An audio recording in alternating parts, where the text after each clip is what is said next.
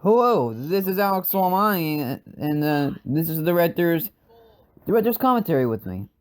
So what you're looking at here is I reused the opening from the first A Christmas Carol's Dead movie. You know, being that this is the sequel, and I just felt like it'd be fitting to use this opening. I thought fitting it says Knox Flying Productions. It is really cool. That explain what I did write and direct this movie. It is called A Christmas Carol's Dead, The Escape, and unlike in the original movie, the policeman starts out at the beginning here, and there's the old man. I had to wear a different shirt as the old man compared to the first film. It's a similar one, but not the same one, because I grew since then. I couldn't find the other shirt. I really don't think I own it anymore. Unlike with the Carroll is the only of the three characters that wore the same shirt as the first one. Besides that, it's nothing.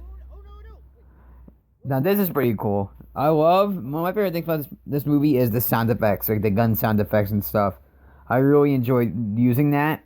I mean, I'm not as dumb as Daxplin would be. Like, you know, remember in the original version of A Christmas Carol's Dead, he threw a fluorescent light bulb at himself.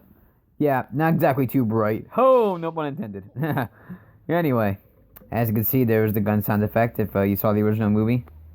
And this is my favorite sequences right here. I loved filming this.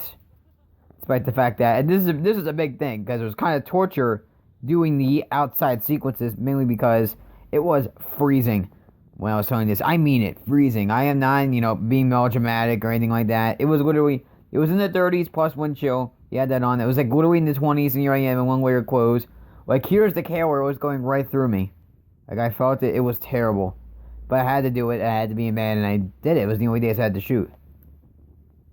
Now, what you're seeing there is subtitles. The reason I put those there is that, I'll just say this right now. I'm using like an HD camera when I made this. It's 1080p. So, you think that a camera that's that good would be able to block out the wind? I guess I was wrong. So, and I realized that in post. So, I decided to, just in case people can understand the dialogue, I put it below at the bottom of the screen, I mean. Now, this scene is very interesting because it kind of reunites the Carroll and the old man. And you didn't know the reason why the Carroll is so open to the old man being there if you saw the first movie. And is that he lost his memory, so he has no idea that this is the same old man that was the cause of him losing his memory and all the medical bills. He's actually the reason behind all the medical bills that has dug him into a hole.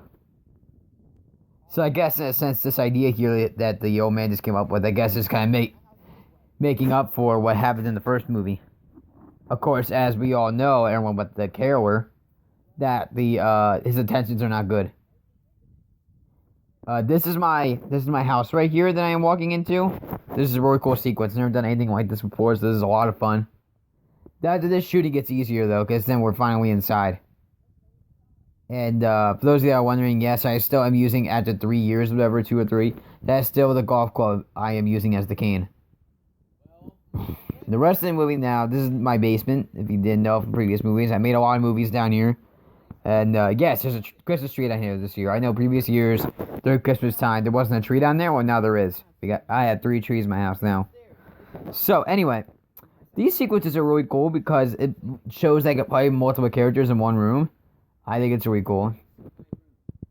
And another thing, I think the pants for the old man are the same too. I apologize if I'm jumping, but so are the shades. The shades are definitely the same. The pants might have been. I don't know. They're definitely tan. I know that.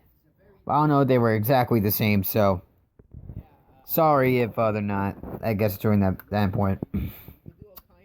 And the sequence we're about to lead to here is one of my favorite sequences of the movie. But not because it's funny, but it's maybe not even like entertaining like a positive way, but it's just because it's interesting to the movie as to what happened to the Carroll. It emphasizes that he doesn't remember anything, but he knows that eventually you're gonna hear the old man say "shut up" again. It's gonna spring, and this is my probably editing wise my favorite sequence to do. It was a lot of fun and it was a lot easier than you might think.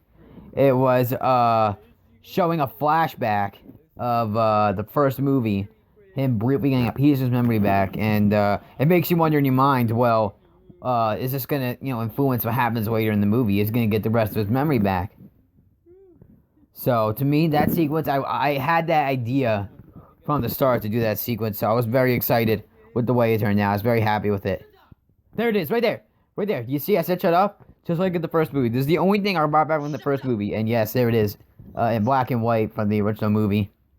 That's why the quality's worse. It's why it's 4:6 instead of whatever the other one is, the other aspect ratio. So here I am now. We're about to go downstairs in a minute to one of my favorite sequences in all of the movie.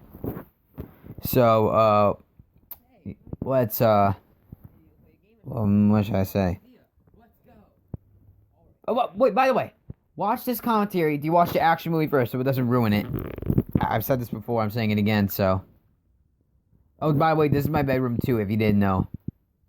Now I'm leaving and going back downstairs for the final, scene in the movie, so. Now this sequence is pretty cool when I use the poker chips in a second.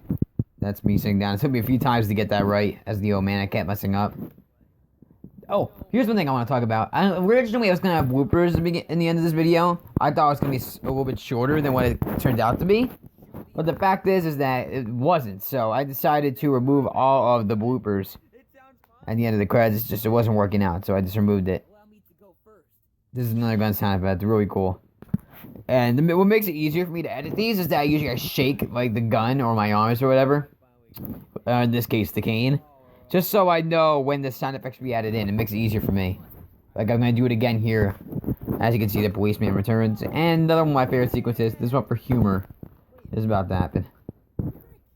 I have a feeling that if people see this part here, they're going to enjoy it. And how do you survive?